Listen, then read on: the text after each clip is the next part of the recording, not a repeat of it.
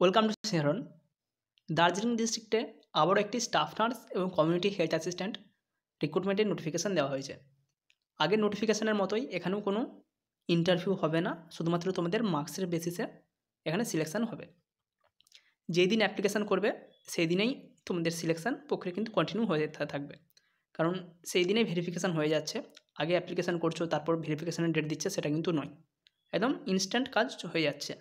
আগের নোটিফিকেশানে আমরা যেটা দিয়েছিলাম সেটাও দার্জিলিং ডিস্ট্রিক্টেরই ছিল, কিন্তু সেখানে ভ্যাকেন্সি তুলনামূলক কম ছিল এবং তার ভেরিফিকেশান ডেট রয়েছে 17ই জানুয়ারি। আজকের যে নোটিফিকেশান নিয়ে আমরা আলোচনা করছি তার ভেরিফিকেশান ডেট রয়েছে 19 এবং 20 তারিখ।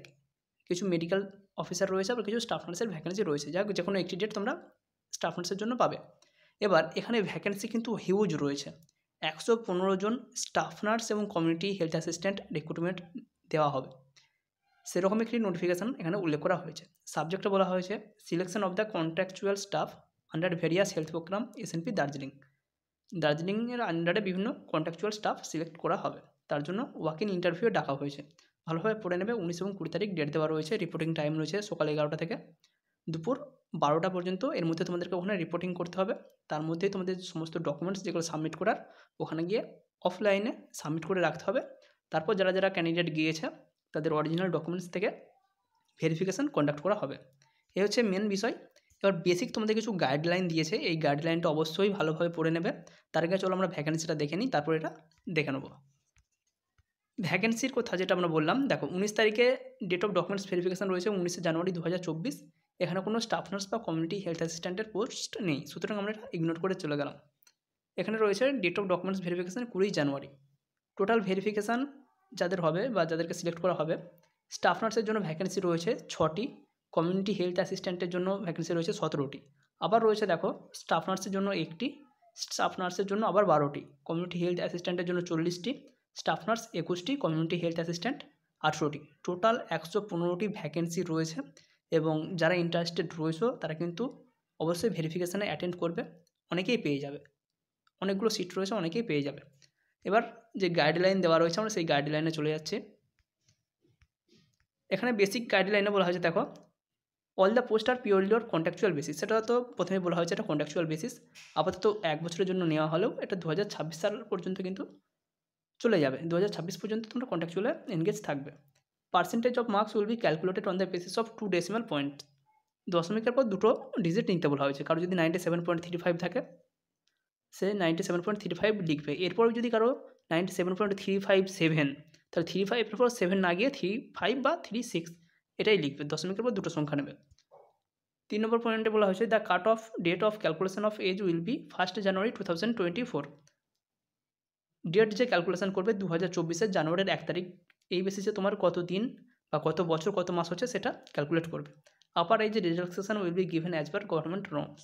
যেমন এসসি এসটির এজ ক্যালকুলেশন করা হয় বা ছাড় থাকে সেটা থাকছেই, এসব কিছু আর জানার প্রয়োজন নেই। একদম আমরা চলে যাব আরও নেক্সট যে এখানে ইনস্ট্রাকশন রয়েছে 13 নম্বরে। এখানে বলা হয়েছে all the candidates will attend for documents verification with the following original documents and submit the self attested photocopy of the same documents. তোমাদেরকে অরিজিনাল ডকুমেন্টস নিয়ে যেতে হবে এবং তার 1 কপি করে জেরক্স করবে, সেখানে সেলফ অ্যাটেস্টেড করতে হবে, সিগনেচার করতে হবে। And application proforma mentioning the post applied for. এবং তোমাদেরকে এখানে একটা অ্যাপ্লিকেশান ফর্ম্যাট দিয়েছে, সেই অ্যাপ্লিকেশান ফর্ম্যাটটা ডাউনলোড করতে হবে, ফিল আপ করতে হবে এবং কোন পোস্টের জন্য অ্যাপ্লিকেশান করছো সেটা লিখতে হবে। কেউ যদি 2টো পোস্টের অ্যাপ্লিকেশান করো সে 2টো দেখবে। কেউ যদি 6টা পোস্টের জন্য অ্যাপ্লিকেশান করো তাহলে তাকে 6টা অ্যাপ্লিকেশান ফর্ম, 6টা তোমার যে অরিজিনাল ডকুমেন্টসের জেরক্স করেছো তার 6টা জেরক্স কপি, সেগুলো কিন্তু প্রতিটা আলাদা আলাদা লাগবে। Separate application and separate application fees required for each post.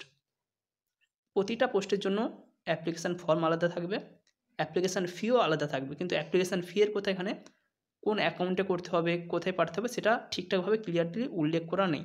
যদি নোটিফিকেশানে থাকে, কেউ যদি খুঁজে পাও তাহলে অবশ্যই পেমেন্ট করবে, না থাকে এখন পেমেন্ট করার প্রয়োজন নেই। ওখানে গিয়ে জিজ্ঞাসা করে নেবে, যদি পেমেন্ট করতে বলে তাহলে পেমেন্ট করবে, না করতে বলে পেমেন্ট করার প্রয়োজন নেই, কারণ অনেকগুলো পোস্ট রয়েছে।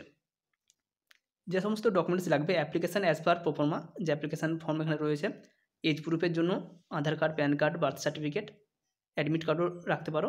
Admit card of Madhyamik examination এটা তো লাগছে। এনইএফটি, এখানে এনইএফটি কাটার কথা বলে দিচ্ছে। এবার কোন অ্যাকাউন্ট নাম্বারে কাটতে হবে সেটা যদি এখানে উল্লেখ থাকে সেটা আমরা জানিয়ে দেবো। দেখো 5 নম্বর পয়েন্টে বলেছে marksheet of MPHS graduation technical qualification post graduation as applicable, যারা জিএনএম এনএম রয়েছে তাদের জিএনএম এনএম। রেসিডেন্সিয়াল প্রুফ যারা লোকাল রয়েছে ওখানে, যারা এনএমের জন্য অ্যাপ্লিকেশান করবে বা কমিউনিটি হেলথ অ্যাসিস্ট্যান্টের জন্য, তারা অবশ্যই পঞ্চায়েতের একটা রেসিডেন্সিয়াল অ্যাপ্লিকেশান নিয়ে চলে যাবে। কাস্ট সার্টিফিকেট যদি কারো থাকে, কম্পিউটার নলেজ সার্টিফিকেট যদি থাকে। এবার অ্যাপ্লিকেশান ফর্মটা ভালোভাবে দেখে নাও। দেখো এখানে 2 নম্বর নোটিফিকেশানে যেটা রয়েছে স্টাফ নার্স, এখানে কী এলিজিবিলিটি রয়েছে। প্রতিটা স্টাফ নার্সের ক্ষেত্রে একই, জিএনএম পাস আউট হতে হবে অথবা বিএসসি ডব্লিউবিএনসি আন্ডারে রেজিস্ট্রেশন থাকতে হবে এবং লোকাল ল্যাঙ্গুয়েজ জানতে হবে। এ হচ্ছে স্টাফ নার্সের ক্রাইটেরিয়া, আর কিছু নেই। এখানে selection process, scale of scoring, basic qualification, তোমার যেটা বেসিক কোয়ালিফিকেশান অর্থাৎ জিএনএমের ক্ষেত্রেই 100%, অন্য কোনো ডিগ্রি ডিপ্লোমা কম্পিউটার টেস্ট বা এক্সপিরিয়েন্সের কোনো নাম্বার নেই। জিএনএমে যে মার্কস পেয়েছো তার বেসিসেই ক্যালকুলেট করা হবে। কমিউনিটি হেলথ অ্যাসিস্ট্যান্টের ক্ষেত্রেও একই, যেগুলো রুলস থাকে অন্যান্য ক্ষেত্রে একই রুলস থাকছে, আর কিছু এখানে কিন্তু জানার প্রয়োজন নেই। এবার তোমাদের যে পেমেন্টটা নিয়ে অনেকের প্রবলেম রয়েছে, আমরা দেখে নিচ্ছি যদি পেমেন্টের কোনো অপশান থাকে। এনইএফটি কাটতে বলেছে, কিন্তু কার এগেনস্টে কাটবো সেটা কিন্তু এখানে উল্লেখ করা নেই।